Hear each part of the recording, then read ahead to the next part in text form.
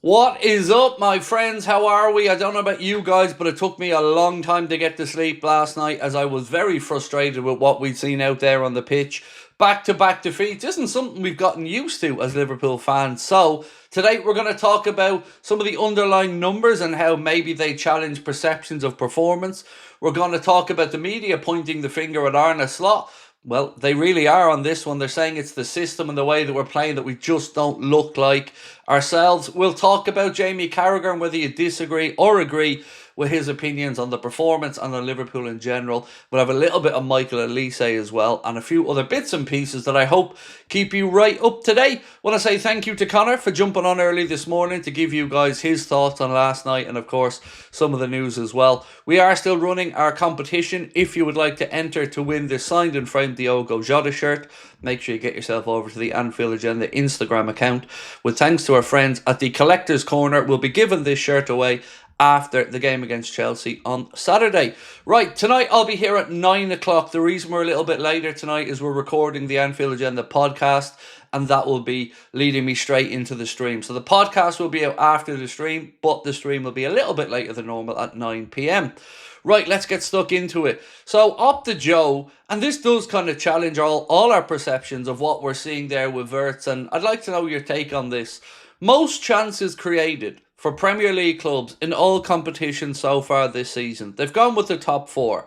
In fourth, Bruno Fernandes, 17 chances created in 7 games. Third, Brian Mbeumo, 18 chances in 7 games. Jack Grealish, 21 in 8 games. And Florian Wirtz, 21 in 9 games. So, I'm not going to disagree with anybody who thinks that Wirtz isn't playing well because I'm in that category myself. But he is still creating. Not enough, and they aren't leading to enough goal scoring on our part, but they are there. He is creating chances. So your thoughts on that one and what you would do with Florian Wirtz moving forward? I said in the build-up to the game last night, I think it's probably time to take him out of the firing line and put him on the bench for a while, introduce him a bit later in games until he gets up to speed. Like I've said, when you bring him in at maybe 60, 65, the game might be a little bit more stretched, a few tired legs out there, and it could be a little bit more time and space for him to operate in. Now, we gave you guys news right at the end last night of what L'Equipe said about Ibrahima Konaté's contract. More information on that today. And this piece here, L'Equipe's first proposal, L'Equipe say Liverpool's first proposal was made in December last year, but it was well below what was expected by Konaté. Talks resumed in spring this year, they said, and since then Liverpool have revised their offer on several occasions. A fresh offer came in 2 weeks ago. Negotiations are still ongoing with several points yet to be clarified. The club executives are confident of striking a deal. What I would say here is, normally if you're a player negotiating your contract, you want to strike at the peak of your performance level. You want to be having these negotiations when you're in the form of your life out there on the pitch. And Konaté, well, he isn't at the minute, so probably not the right time to be really pushing here if he wants to stay. But the good news of it being close to an agreement, look, we'll all take that. If we bring in Mark Gay at the end of the season then, or maybe even in January, at least we have increased competition moving forward. But something does need to give, because defensively, whatever the reason, we haven't been good enough. And I guess that could start from midfield, it could start from attack like we've spoken about before, but performances need to be better, and more on that in a moment. Sport Bild in Germany said that Bayern are aware that Michael Olise is attracting interest from several top Premier League clubs, especially Liverpool, and are working hard on extending the Frenchman's contract. Look, I'd love Michael Olise to come in and be Mohamed Salah's long-term successor. I really would. At 25 in 2 years' time, I think he'd be perfectly primed and ready. So let's wait and see and keep an eye on this one. Hopefully Bayern, from our selfish perspective, can't get that contract agreed. So here's what Cara had to say last night on Liverpool's performance, and then I'll lead into a wider conversation about what the media have said.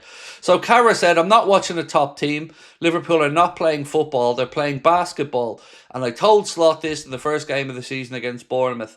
They obviously have a fantastic manager. Liverpool last season were a top team, but also a workmanlike team, which they've sprinkled a little bit of stardust on in terms of transfers that they've brought in. And they've gained and they haven't gained anything going forward, but they've lost a lot defensively. I think for the manager now, he knows he needs to earn his money. He did last season by winning the Premier League, but there are a few problems he has to fix.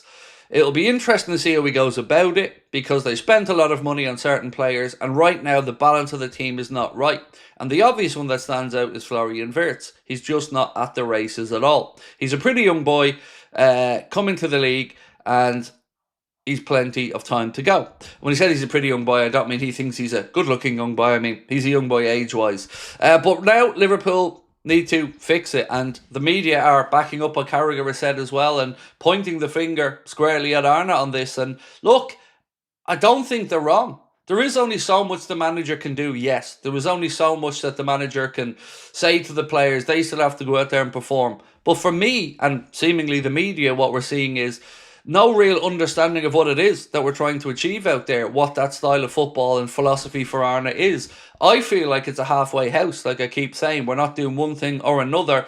We're overly cautious, we're not committing, and I think that is leading to some of our problems. It's interesting to look at, challenging your own perceptions and look at what journalists have had to say and what other fans have had to say. And reading through, the Echo always do a review of what the media say about Liverpool's performances. Certainly worth checking it out if you have a chance yourselves.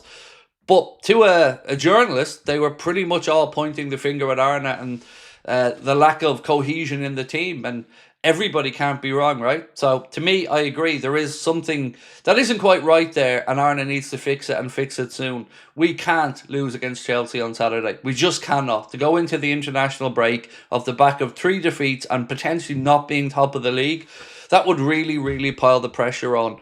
And what I want to say is, this is sort of unusual territory for us in modern times as Liverpool fans. We never had the conversations about Jurgen. We had some frustrations, but the pressure never really mounted. I'm already seeing some people talking about Arne's job. Now, I am nowhere near that, and I have full faith in the manager, but the conversations are being put out there, and like any other club, the more points get dropped, especially in succession, the more the pressure comes on the manager. So I don't know how this all gets worked out, but it has to, because we are too good a team with too many quality players to be playing like we have. It's all very well and good saying we won the first 6 games, which we all appreciated, but we were all honest and said we probably weren't playing well, but it's great to win.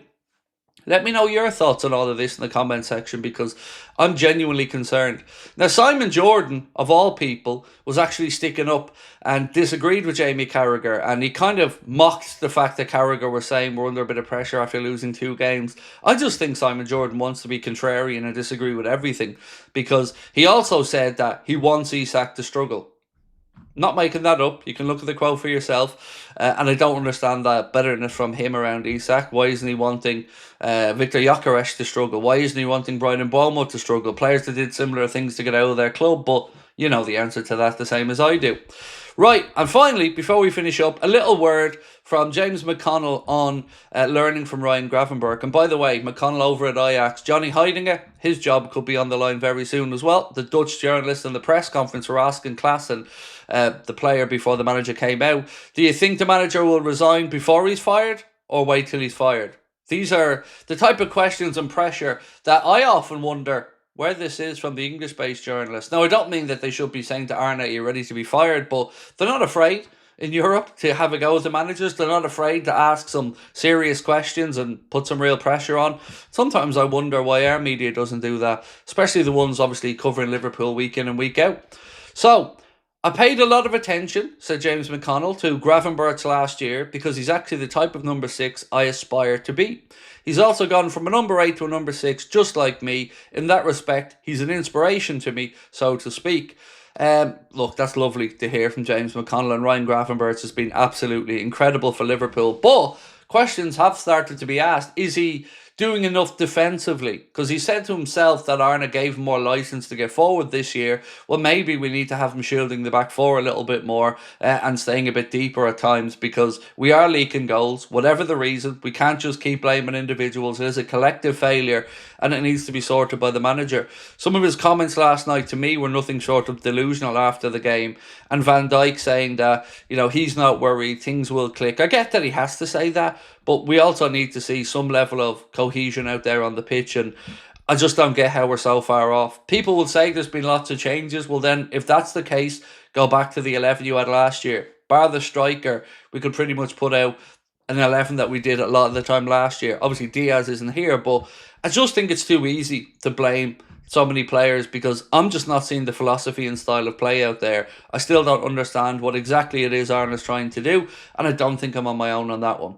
So look, tonight, folks, we will be here at 9 o'clock to go through this, answer all your questions, and try to work out what on earth is going on as we look ahead to the game against Chelsea on Saturday. See you soon. Much love. Bye-bye.